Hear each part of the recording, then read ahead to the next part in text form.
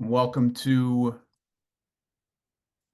our parents for the first of our winter workshop series. Few folks are getting into the waiting room, so I'm just going to give them a chance to queue up, and then we will get started momentarily. We've got some great stuff planned, so I don't want to wait too long, and I want to give everybody access to our Q&A with Jason. So we will not delay too long. I want to thank everybody for joining us. We'll be kicking off our Creating Your College List workshop shortly.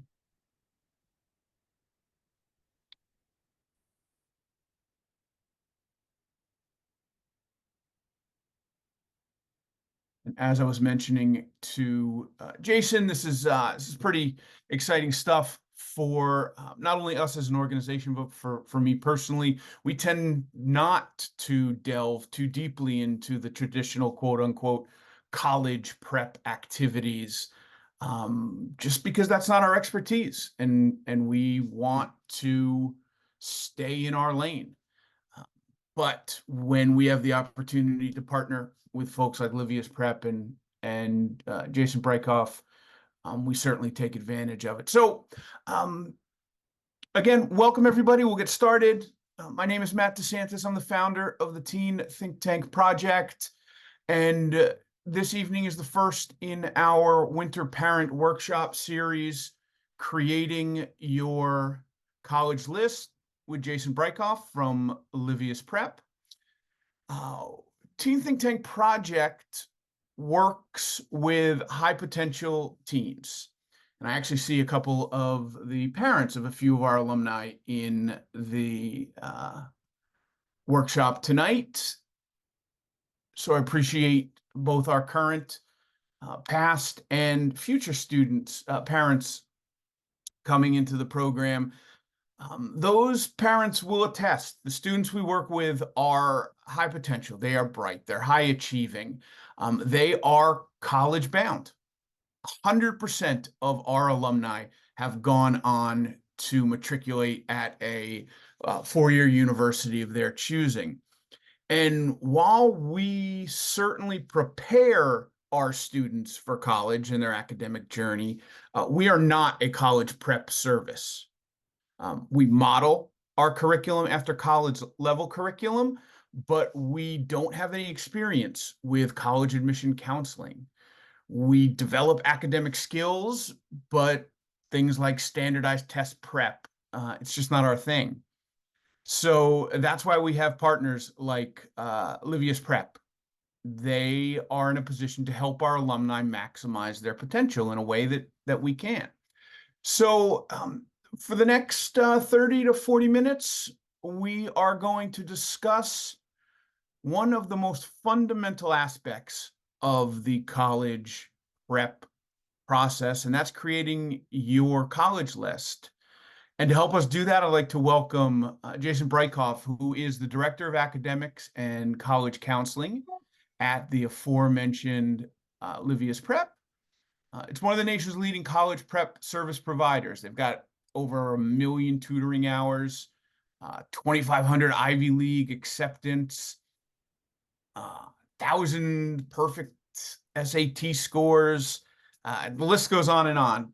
So without further ado, I'm going to welcome Jason Breitkopf from Livius Prep. Jason, how you doing? I'm doing great, Matt. Thank you so much. I really appreciate the kind words. Before I dive in, I do want to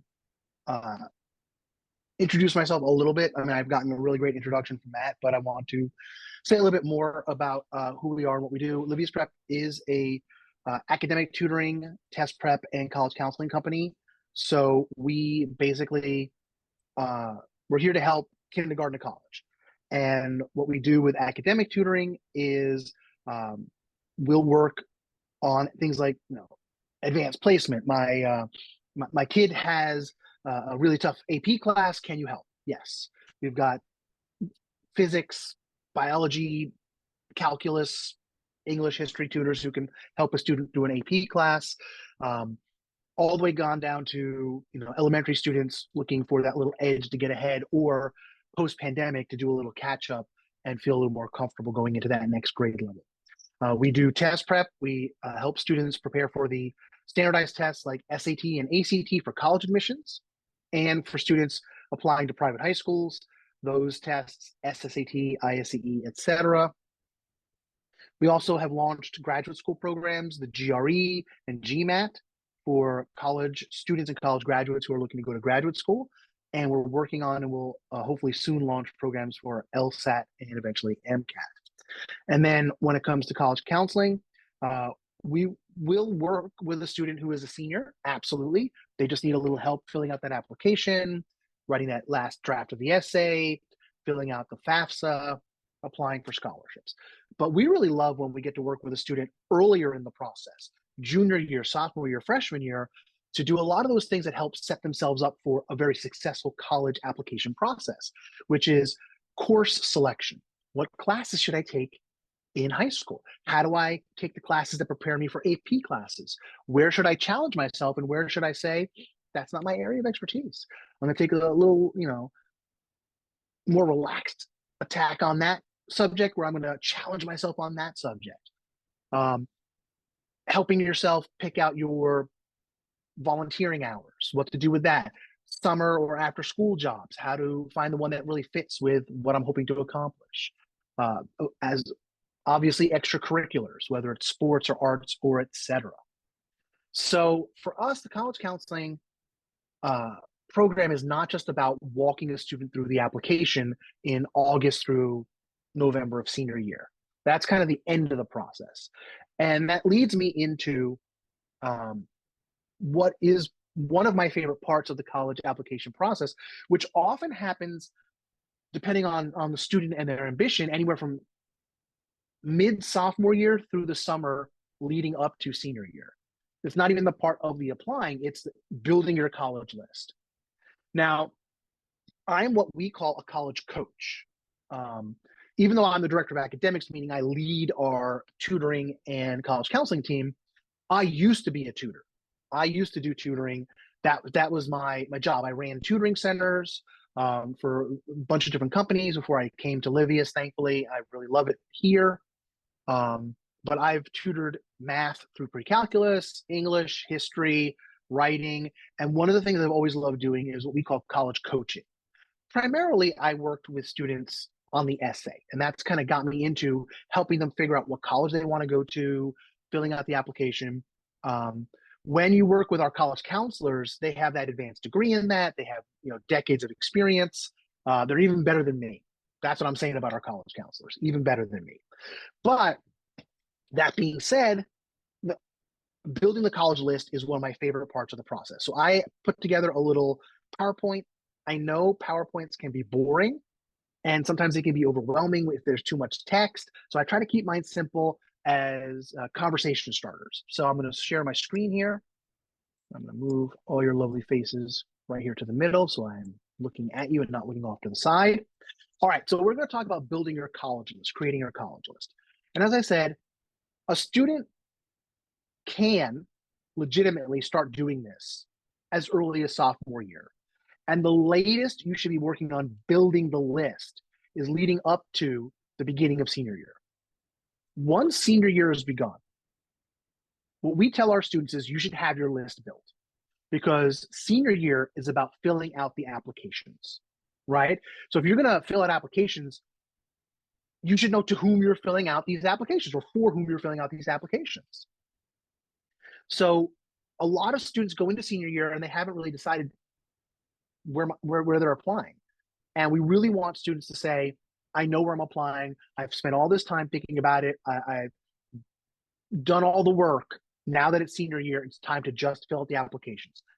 Fire up that Common App, select my colleges, find the colleges that are not on the Common App, and register for those applications, and just start filling out stuff.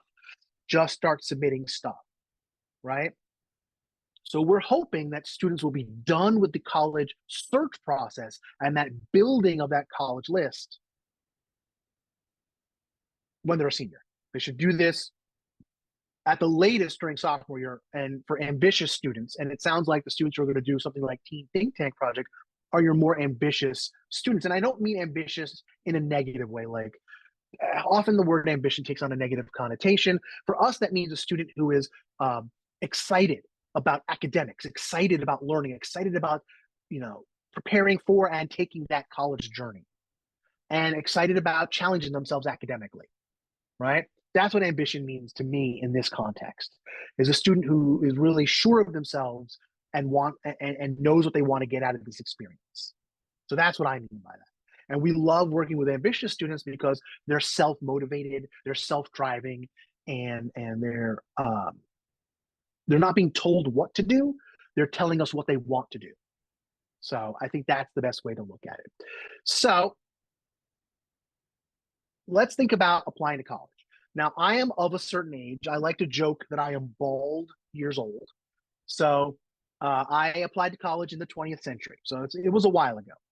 And even though I was in honors and AP classes, even amongst my peers, most students back in the day only applied to a small handful of colleges, 2, 3, 4, maybe 5 colleges. I applied to 7 colleges, which was the second most amongst my peers. Now, there was one kid who was the valedictorian who applied to 14, and that was wacky to all of us.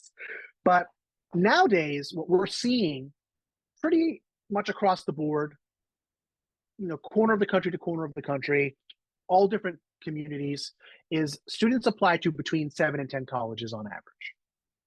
And this is a good thing. Now, are there students who apply to more than 10 colleges? Absolutely. Is that a bad thing? No, but I also think once you're applying to 12, 15, some students even apply to as many as 20 colleges, I'm worried about how much time and attention you're able to give to each school you're applying to. But if you really want to do that, we won't stop you. But most students apply to between 7 and 10, meaning there are some students who apply to a tiny number, just as there are who apply to a very large number, but most between 7 and 10. And these 7 and 10 colleges tend to fall into 3 zones of what we call selectivity. Selectivity is about acceptance rates, basically. So you might have a school that is not competitive, a school that accepts, a college, that accepts everyone who applies. We're talking about things like community colleges and some of your more broad based public universities, your small public colleges and universities. They're going to have very high acceptance rates or 100% acceptance rates. They're not selective.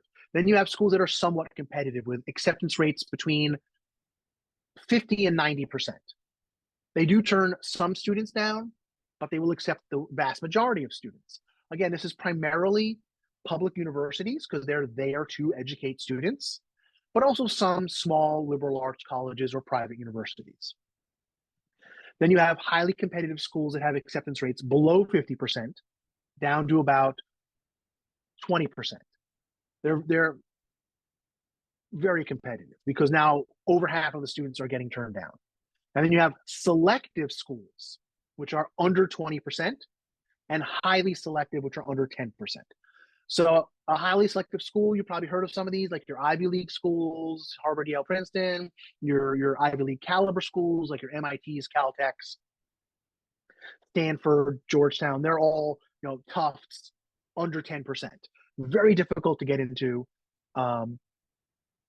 So that is a factor in understanding this. But based on your performance academically in your school, you're going to split your choices into 3 zones of selectivity. Safety schools tend to be schools you're pretty confident you're going to get into. You're overperforming their averages. And we're going to talk more about that in a little bit. Target schools, schools that match up well with your grades and scores, and reach schools where you might be performing at the bottom of their range of average scores and grades.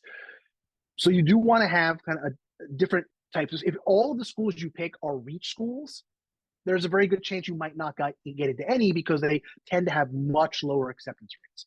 So you want to think about picking some schools in each of the zones. And we're going to talk more about that towards the end of this presentation.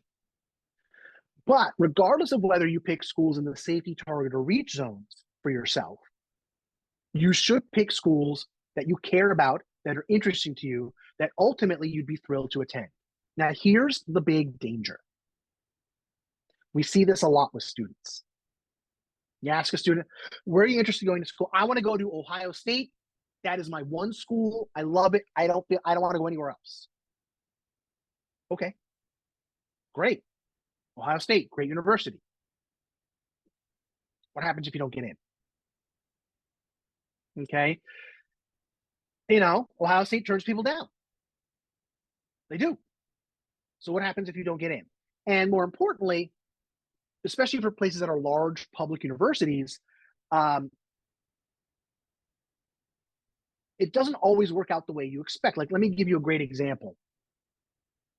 Penn State. Pennsylvania State University. Penn State is an amazing school, especially if you're, a sports fan, the Nittany Lions. The camp, I've been to the Penn State main campus. It is beautiful. But what people don't realize is that Penn State actually has 24 different campuses. And the vast majority of students who get accepted to Penn State don't go to the main campus. You get in and they tell you, oh, you're not going to College Park. You're going to Allentown.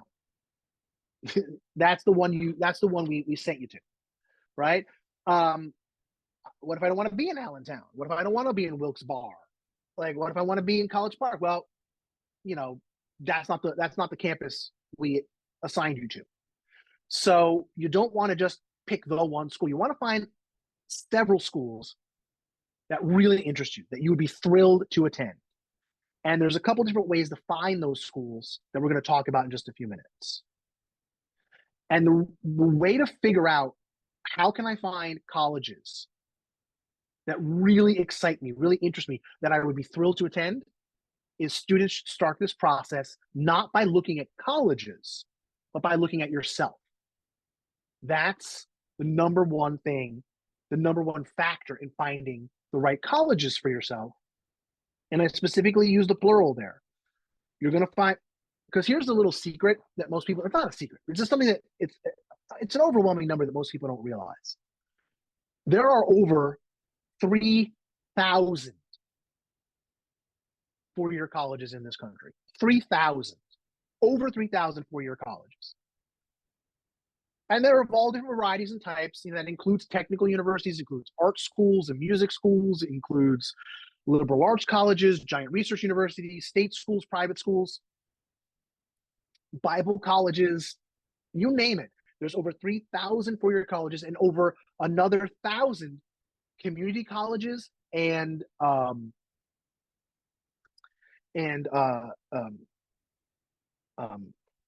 trade schools. Another 1,000 community colleges and trade schools. So that 3,000 does not include any community colleges, which there's probably one near you. So there's over 4,000 institutions of higher learning in this country. So there's more than one school that's right, or more than one college that's right for each student. So you got to start with yourself, figure out what you're doing, what you want to do, what your goals are, and then you can look at the colleges that are going to meet your needs and fulfill your interests and meet your passions. Okay? So that's where we are.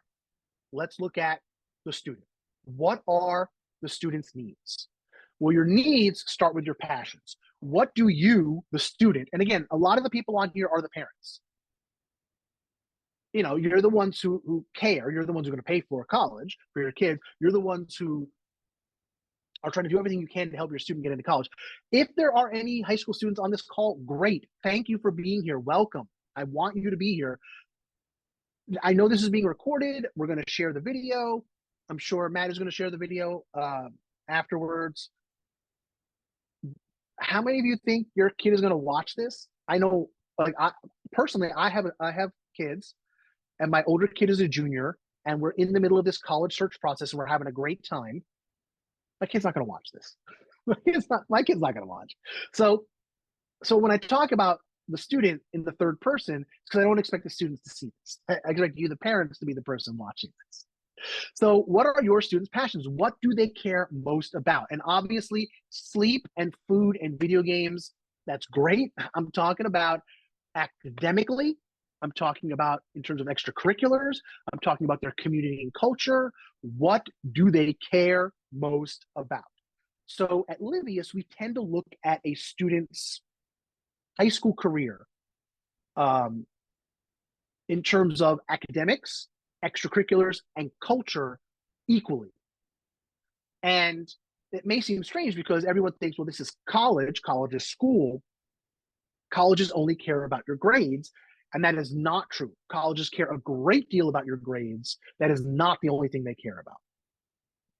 So you might have heard, like, there's a lot of people who complain every year, oh my gosh, my kid had a perfect 4.0 and got a 1600 on the SAT, and Harvard and Yale turned them down. I don't understand. Well, it's because they probably had nothing but their academics. They didn't really participate in extracurriculars. They didn't highlight their community and culture in their application. And the school just said, we don't want floating brains. We want humans, three-dimensional humans who do things outside of going to class. That's what colleges care about. So we want to talk to students when we're working with them, yes, about their academics. What are the classes you like best? What are the classes that you're doing best in? How are you, where you're challenging yourself? But we absolutely want to talk about extracurriculars. What is your thing? Do you play a sport? Do you participate in an art? Do you do is volunteering your thing? Is work your thing? Is being an entrepreneur your thing? What is robotics your thing? Computer science? You know, what do you care about? And when it comes to culture, culture is the stuff that's outside of school. Culture is what the student does on the weekend. Culture is your holidays. Culture is your community. You know, culture, I mean, culture can be religion, it can be ethnicity, it can be community, it can be anything, but you want to include that in your application. And it is an important part of your life on campus. You know, people don't stop being who and what they are when they go to college. One of the great things about college is connecting with your community on that campus and building friendships, lifelong friendships. So those are the three areas that we want to start with. What are the students' passions? What do they care about? That's going to really dictate where they start to look for college.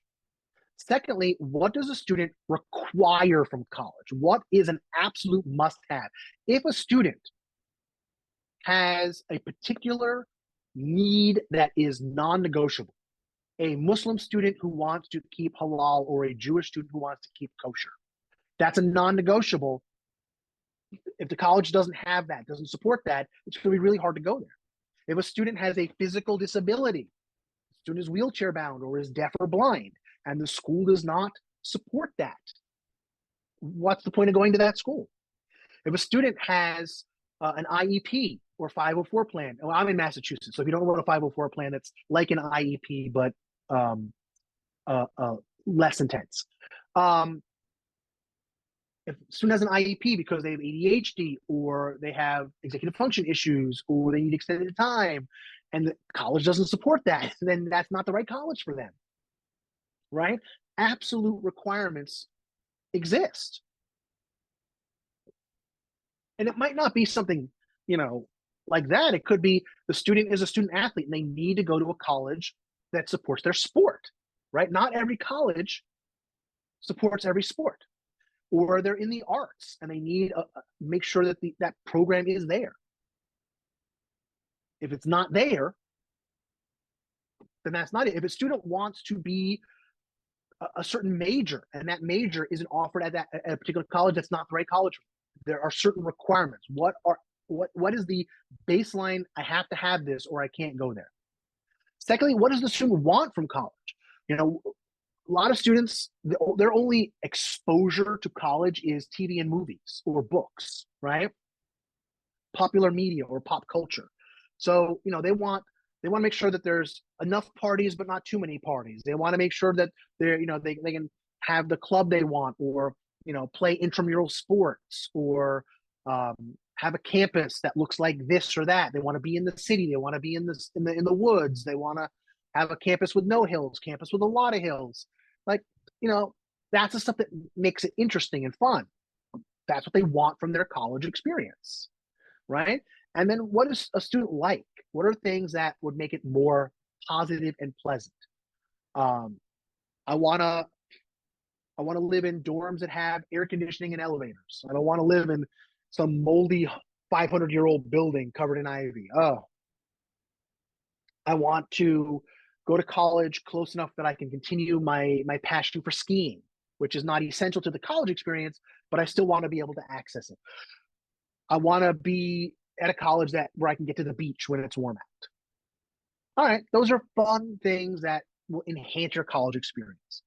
And you start with your absolute must-haves and go through the things that are important and that are nice to have. And that's going to start to help the student realize what they're looking for in college, right? That's the whole point of this, is to figure out, what am I looking for in college? Before we even look at any colleges, the student has to know what they're looking for, right? That's just the first step in the process. So the student has to identify their own needs. That's the first thing. So, as I said, some of these requirements are like health and diet, medical needs, dietary needs, what academic programs or majors are available. And another major requirement that a lot of students have, financial support. Now, I want to take an aside. We're not really here to talk about financial aid, FAFSA, scholarships, things like that. That's a whole nother thing that we can talk about. Right here, we're just building this list. But one of the traps that a lot of students fall into is, we don't have a lot of wherewithal. My parents, are hardworking but don't make a lot of money. I can't afford a famous fancy college. I can't afford Tufts or MIT or Princeton or Stanford because they're expensive. I was looking up some of these colleges recently, and some of them cost $80,000 to $90,000 a year. That's insane. That's insane, right? Well, here's the thing. They're going to say, I want to then look at state schools because they're less expensive. Absolutely. Absolutely. Moderate fame, moderate quality state university, $10,000 to $20,000 a year. A more prestigious state university, $20,000 to $40,000 a year. We're talking half the price, right? But what people forget is state universities get the majority of their funding outside of tuition, obviously, from state governments who are always on budget crunches. Private universities get their money from fundraising, and some of the most famous, fancy, prestigious universities have enormous piles of money that they've been collecting through donations for hundreds of years.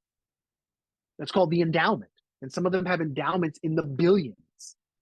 And so many of the most famous and fancy colleges and universities will provide a lot of financial support, even though they're more expensive. Because of that financial support, you end up spending less. A good example is a school like Harvard, where if a person earns $100,000 a year, or a couple each earn $50,000 a year, so the total family income is about $100,000 a year, and you apply to Harvard, and your kid gets in, Harvard's going to look at that and say, "Oh, you earn this much, $100,000 sounds like a lot, right?"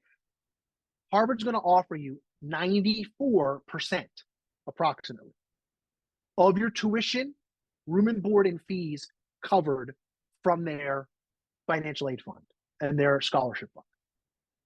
And you'll only owe 6%, which is about $6,000 a year. A state university can't do that. So don't discount expensive private universities if you have deep financial need. They've got the money to spend on you. Public universities may not. Just keep that in mind. And I am a huge advocate of public universities. They just don't always have the money. So these might be some of your high level requirements: health and diet, medical, what academic program or majors are available, and how much financial support the school can offer. When it comes to what you want out of a school, we're talking things like community culture, what clubs and activities, and what dorm life is like on campus. These are things that, you know, really make a difference between a positive and negative college experience. If you're a student of color and there's no community on campus for you, that might not be a positive experience. If your big thing is a cappella music and there's no culture or history of a cappella music on that campus, you're not going to have as good a time. So look into what you're trying to get out of, what you want out of your college experience, and make sure the colleges you put on your list have those wants. And then the things you like: campus resources, off-campus activities like access to jobs and or research, fun stuff like, you know, the ski slopes or the beach, and specialty programs. Most colleges have study abroad. If you're dead set on, I want to go to Ireland or I need to go to Italy, not every school has programs in Ireland or Italy, but almost every major university, public or private, has study abroad programs. And a lot of colleges have internships. Now, there are certain colleges where their internship program is a centerpiece of the experience. Colleges like Northeastern or the Rochester Institute of Technology, where their internship programs take the form of what's known as a co-op, where you get college credit for working, you take time off, and you take these classes you do this internship job as a class, right? So some schools, they have that's a centerpiece, and other schools internships are an add-on. So how important that is can affect your decision. Like how important that is for you, I mean, can affect your decision. So these are the things that are going to change how you feel about picking your college. All right. So now that we've looked at what you're looking for in a college, let's talk about finding the right college for you. As I mentioned, there are over 3,000 four-year colleges in the United States alone, plus colleges in other countries. Now, I'm not going to talk about colleges in other countries right now. First, primarily, I want to admit I'm not an expert on that. I'm not an expert on, I've helped students do it, but I'm not an expert on applying to colleges in other countries. There's a whole bunch of different rules about that, different entrance exams, etc. So that's a whole other thing that I don't want to start in on, because it takes a lot of time to go through it with some level of accuracy, and I'm not prepared to do that because I'm not the expert. That being said, let's talk about the four-year colleges here in the US. No two colleges are identical. There's no two colleges where you'll get the exact same experience. And even if you look at public state universities in the same state, as I briefly mentioned, I'm in Massachusetts. So we've got, like a lot of states do, different levels of state universities. First, we've got the UMass system, the University of Massachusetts, right? We've got world famous UMass Amherst and some other separate UMass campuses. Unlike other states, each UMass campus is technically its own college. So there's UMass Amherst, UMass Lowell, UMass Boston, UMass Dartmouth, et cetera, et cetera. And you'd apply separately to each one. They're kind of the crown jewel of the system. At the next tier down, you've got your state colleges and universities. You've got Bridgewater State, you've got Salem State, you've got those sort of schools. They're very good. They're just less prestigious, and they have higher acceptance rates because they are designed to take in more students who are looking for that degree and job experience. So a lot of your smaller next tier down state universities, they're mostly commuter schools, right? The majority of students don't live on campus. They're not looking for that college experience. They're looking to get the degree and get out, right? And a lot of other states are like that too. Now, I'm not an expert on the state schools in every state. In fact, you will never find a college counselor that knows every single one of the 3,000 colleges in this country. I did happen to live in California for 10 years, so I'm very familiar with the state schools there. So again, in California, you have two levels. You've got the University of California, those 10 colleges like UCLA, UC San Diego, UC Santa Barbara, Berkeley, which is so famous it doesn't even go by UC Berkeley, it's just Cal or Berkeley. And then you've got the Cal State system. Cal State Northridge,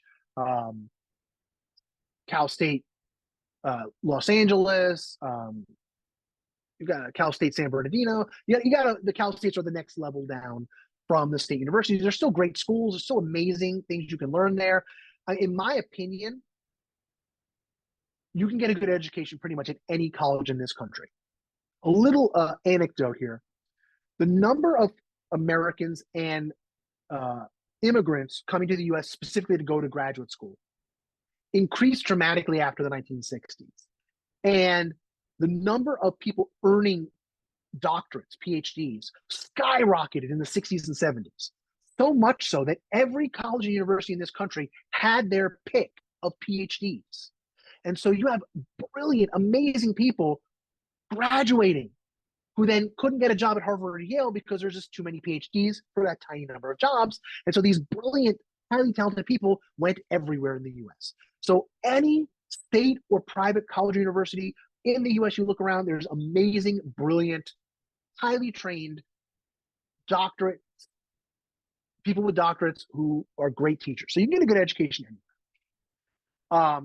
So I'm not speaking down to the Cal States or the smaller state colleges in other U.S. states. They're just not as famous and fancy. They're not designed for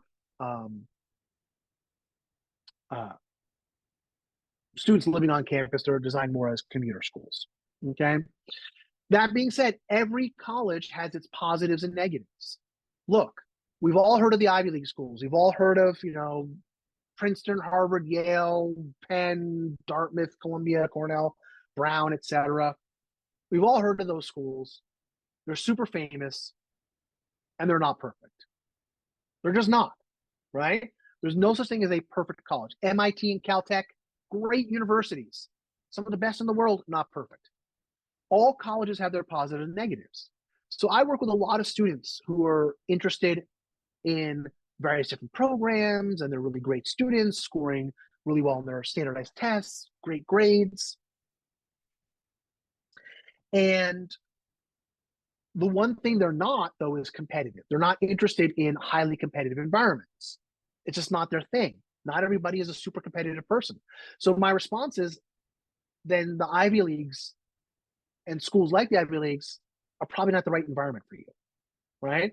Harvard, Yale, Princeton, Caltech, MIT, Stanford, they're extremely competitive environments. University of Chicago, Johns Hopkins, like they're super competitive environments. And if that's not the right environment for you, you're not going to be happy and you might not be successful, right? You could push your way through it, but that doesn't mean you're going to enjoy that experience. So you want to find the right experience for you, right? So far as I'm concerned, and so far as the Livius College Counseling team is concerned, fit for a student, the right environment is way more important than a famous name. That's just our philosophy, right? Not every student should apply to Harvard. Not every student should go to Harvard. It's a great college. I'm not talking down on Harvard. I'm not gonna say a mean thing about it. I live close enough that I've taken my kids to the museums on campus. I've been on the Harvard campus. I love Harvard Square. I love the city of Cambridge. It's a great place. And I didn't apply to Harvard because I wasn't interested in going there. And my older kid who's a junior, Harvard's not on the list. It's not the right school for that kid. It's just not. Doesn't mean Harvard's bad. Doesn't mean my kid isn't super smart. My kid is super smart, but Harvard's not the right place. So you want to look for colleges that are going to fit you. Don't just look for a famous name. There's so many people who go to colleges that are not super famous that have amazing experiences. You want to look for the school that's right for you, not the school with a famous name. So in evaluating colleges, there's a lot of factors you want to consider. We're here. This is how you build your list. The first thing is, and you want to use search engines like Google, you want to use the College Board's Big Future website. I'm going to put that down right there, right? You're definitely going to use Google, but you want to use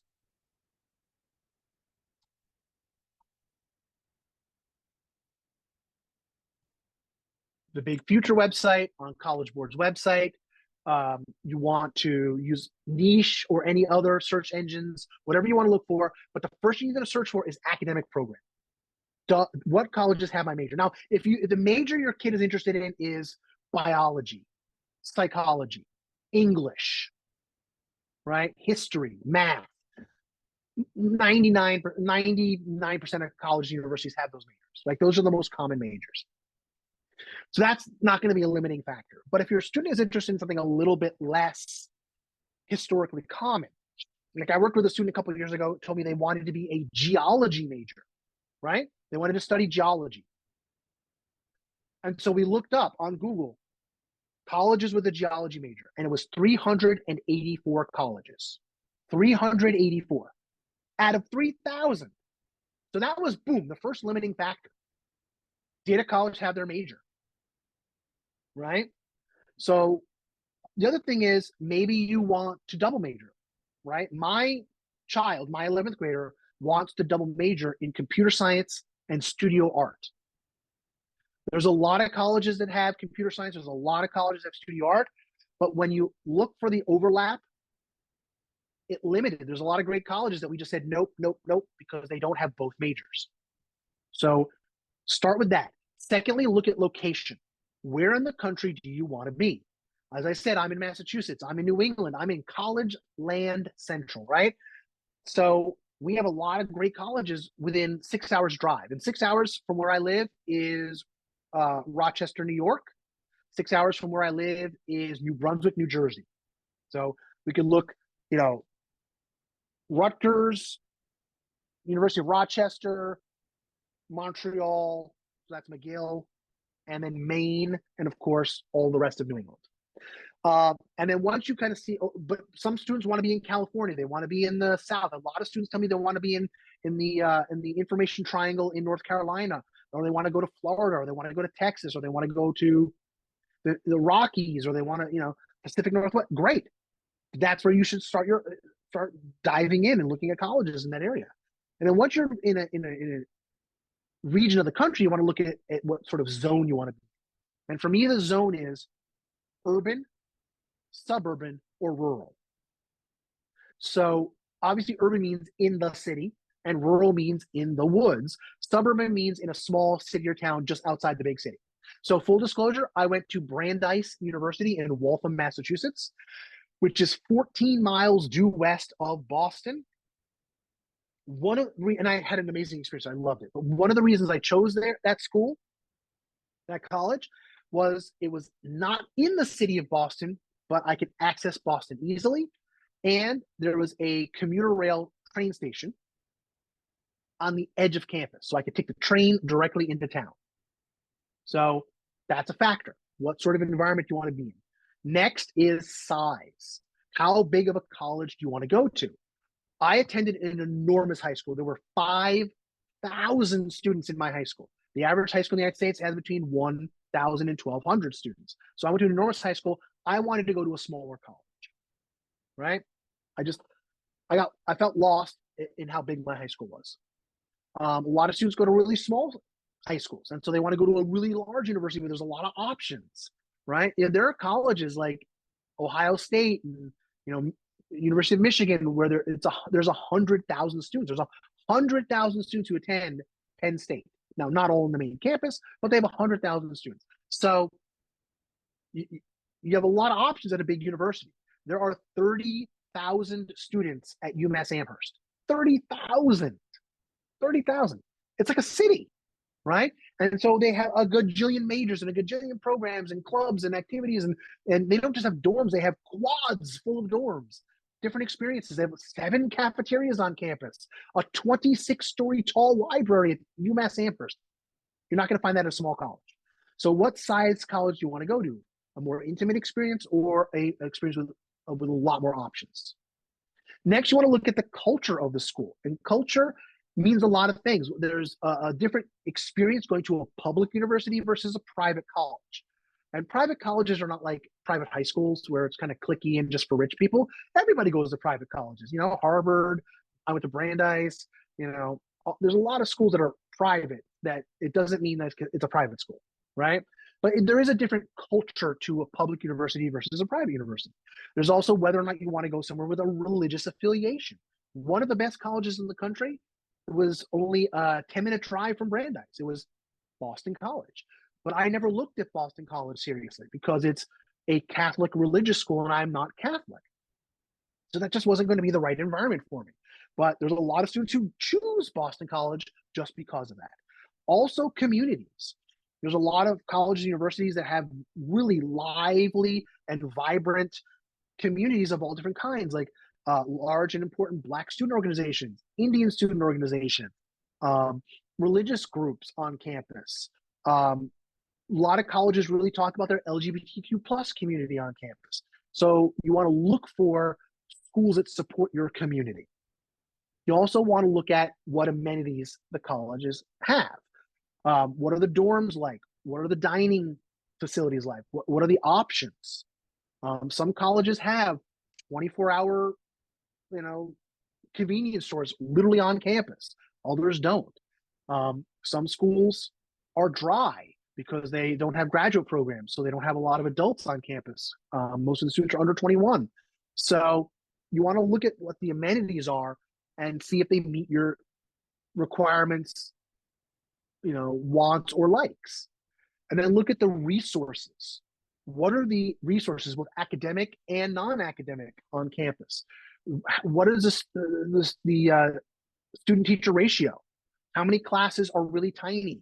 How many classes are those enormous, movie style survey courses where there's 300 students in a giant auditorium and a tiny little professor at the front? Do they have labs, studios, maker spaces that you can access? And what about their fun facilities, sports, arts, your access to nature? There's a lot of great colleges that literally will have a forest that the college owns that is undeveloped, so students can access nature. My family and I, when we were looking at colleges this past summer, we visited a college that literally has one half the campus is an open air arboretum. Like the campus is an arboretum. So that's really important. We visited one campus that has, because there's a lot of weather in the winter, has a tunnel system. So you can go from building to building underground. You don't have to put on the big heavy coat and go out in the snow. So what are the facilities on campus? How do you get around? What are the buildings like? Do they have a lot of new buildings, a lot of old buildings? All of these things are things that are going to help you pick out what college interests you. Okay.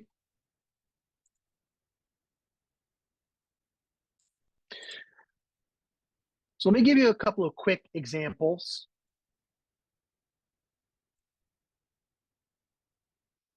My geology student, I rounded to 375 colleges of a geology major. This is a real student I worked with a couple years ago. They go to a small public high school in a suburb that is not super populated. So they're outside a big city, but it's a small town, and they go to a small public high school. So that student told me they wanted a larger university, so they have a wider variety of activities. There weren't a lot of elective classes at their high school. They could only have their requirements, and they didn't have a ton of clubs and activities outside of the sports teams on campus. So they wanted a larger university with a wide variety of campuses. They were interested in continuing to go on to get a master's or possibly PhD in geology. So they wanted a lot of financial aid and or scholarships so they could save their own family's resources to help pay for grad school. So that was their want and need. So already we're looking at what schools have a geology major. They didn't want the tiny little colleges. They wanted bigger universities. So we were looking at University of Colorado, Colorado State, University of Montana. Those are the types of schools that they wanted, bigger schools.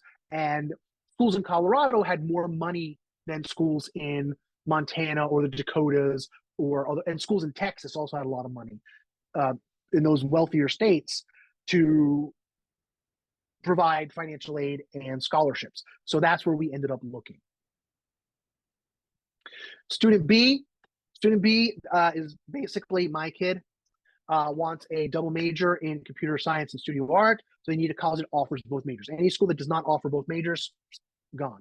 They go to a large public high school in a densely populated suburb. So they're not in the big city, but in a larger, small city outside of the big city. So they want a smaller college. So a UMass Amherst or a Rutgers or a Binghamton University, University of Maine, University of Hampshire is not going to be on that list. Want smaller primarily liberal arts colleges that have smaller class sizes. Um, so this student has an ADHD diagnosis, but is not in an IEP due to high grades, but they still want a college that has a strong support system that provides a lot of personalized attention. So again, a smaller college with a strong academic support system, so they can have maybe a writing center, tutoring center on campus that's going to help them complete their assignments on time and be successful. So already we're looking at, okay, smaller colleges that are more well-known, that offer those majors. So some of the schools you might look at here might be schools like, Roger Williams University, or some of the schools in Boston, Smith, Syracuse, places like that.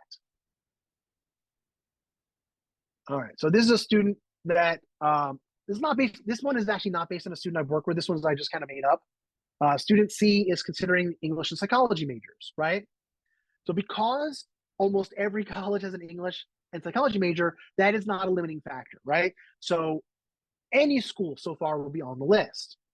But this student is the member of a minority community at a high school in the suburbs where the population is primarily European American or white.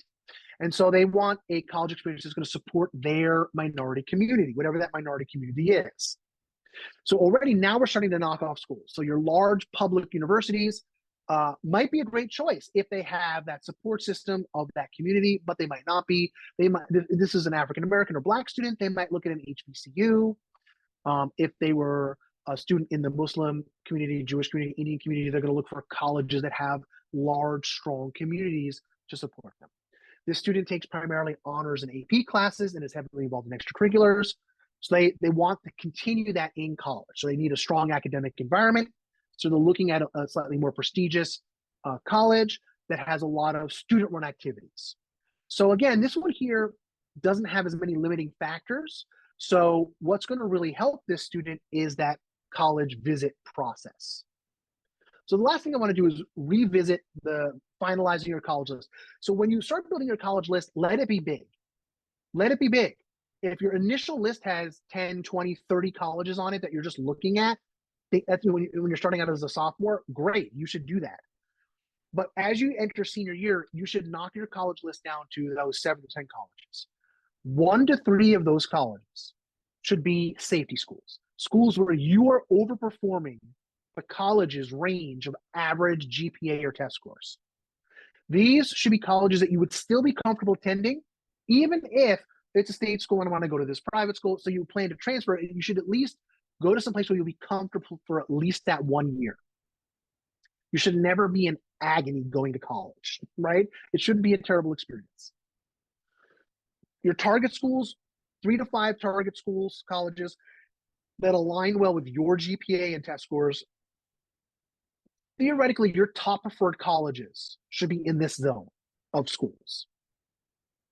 Lastly, 1 to 3 reach schools. Most students should really only have 1 or 2 reach schools, but 1 to 3 reach schools where your numbers are still in their range of average GPA test scores, but you're probably towards the bottom, right? So if you scored a 1400 on your SATs and you're looking at a college where their range is 1400 to 1520, that's a reach school for you because you're at the bottom of their average range. These colleges align with your interests, but they tend to have lower acceptance rates. So, don't put your eggs in that basket because at that point it's outside your control, right?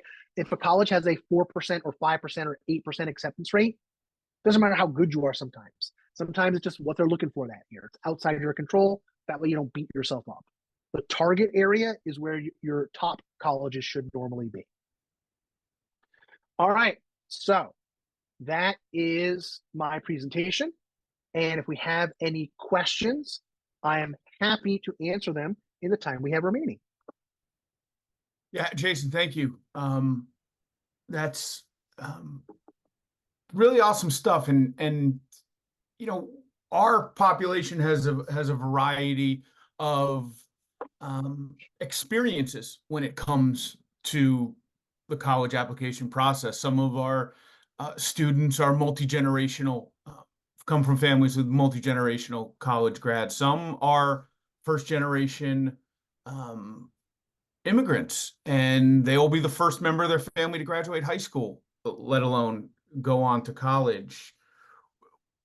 Can you talk a little bit about that briefly on what that experience is like for that wide berth of students and their familial experiences when it comes to understanding what they have to do and how you navigate those individual experiences as a college prep service provider? Sure.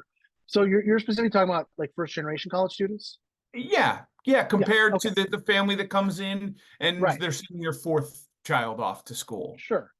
So I love working with first generation college students, like these high school students who are going to college, and whether their parents it just didn't come from a college experienced family, or we're talking about the immigrant experience where their parents, struggled and overcame and came to the U.S.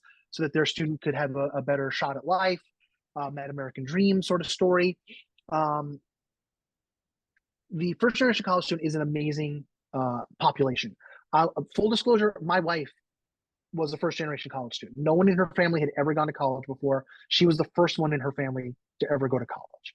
That isn't my experience. My dad, my grandfather, my great grandfather were all lawyers and all had gone not only to college, but graduate school. So it was a very different experience for me than for her. And so the biggest difference is that my parents were able to give me a lot of support in my college. Both my parents went to college. It had been a generation earlier. It was a different experience for them, but at least they could start the conversation with me, and talk about their experiences and take me on college tours, and they knew what that was like. My wife's parents didn't have that experience to share, and were not and didn't feel comfortable and didn't feel like they were able to support in the way that my wife needed it. Right. So one of the things that she did is that there was a program at her high school that she went to where it was an after school program supported by the college counseling team. And the whole point of it was to help students apply to college. So getting support is the first and most important thing. We're here for that. Obviously, we cost money. We're a tutoring company. We're a college counseling company. But even getting help through your school or through after school programs can be incredibly valuable. The second thing is to realize is that every generation, the college application experience is different. The college app, and again, I do this for a living, and I'm taking my kids through this process, my older kid at least, through this process right now. The college application process is so different for my kids compared to what I did, and it was so different for me compared to what my parents did. So even though a first generation college student's parents might feel like, I don't know what I'm doing, guess what? The experienced parents who went to college also really have no idea what they're doing because the experience is so different. So that's the first thing to realize is everybody's kind of starting from scratch. I think the three most important words in this process are three of my favorite words, which is ask for help. If you're looking at a college and you want to know what they actually require, you can always call up the admissions office. On behalf of students, on behalf of my own kids, I've been calling admissions offices for years. Every time I've called a college admissions office, the people there have been amazing. They've been lovely. They just want to help. Um, and I think the biggest thing to remember is that there's a lot of information you have to include. There's a lot of things you have to fill out. You have to fill out the applications for college. You have to fill out the federal aid, FAFSA, and you should probably fill out scholarship applications. So every time you do that, you want to bring all your stuff with you. Like for FAFSA, you need to have your tax forms. You have to for college applications, you have to have your transcript. So there's all this documentation you need to submit. So my suggestion for that is make a list. Make a list and just check it off as you do it. Ask for help, make a list. Those are the two big things that are going to help you be organized. Cool. We're up against it now. It's 8 o'clock, but I do have one more question, which I think our remaining parents will find very valuable. And in 60 seconds or less, if possible, Jason, how do our parents introduce this process to their teens? Because we know that we are working with high potential teens, you and I, and they are open to us as guides. But some of those same teens aren't always open to their parents because it's mom, Right, come on, not now. How do right. our parents introduce this process to their teens now? I would say the best way to get a student interested in something is if it's fun. So I would actually start with college visits. Plan a visit to a college. It's actually really easy. You just go onto the website, click admissions, and then say visit campus. Click that visit campus button, and it'll say, here's a calendar, pick a date, here's the options, do a tour, do an info session, and then just visit. Pick a school, a college, and visit. And if it's an overnight, if you have the wherewithal, do an overnight trip. Make a little weekender trip out of it. Go visit on a Friday, stay for Saturday, walk around. Make it fun. Pick a college, go visit, have a fun little excursion. Make it fun. That's how you get started. Yeah, you can't beat that. And I think those are words to live by. Um, Jason, thank you very much. We appreciate you. We appreciate Livius Prep.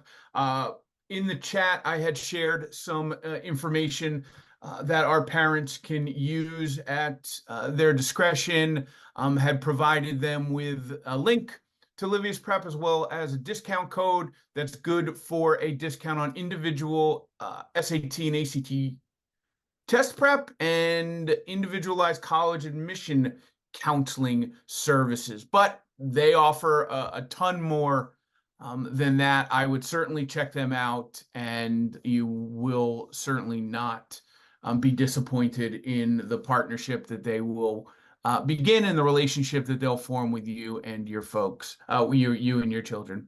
Again, all of our parents who joined us and any of the teens that were listening in. Thank you very much. We appreciate you. Our community is nothing without you. And Jason, any final words? Thank you so much, Matt. I really enjoyed it. I'm glad I got a chance to talk to everybody, and I hope we get a chance to work with you. Awesome. Everybody, have a great evening. Have a great weekend. And we will see everybody next month for the second in our Winter Parent Workshop series. Thanks, Bye, everybody. everybody.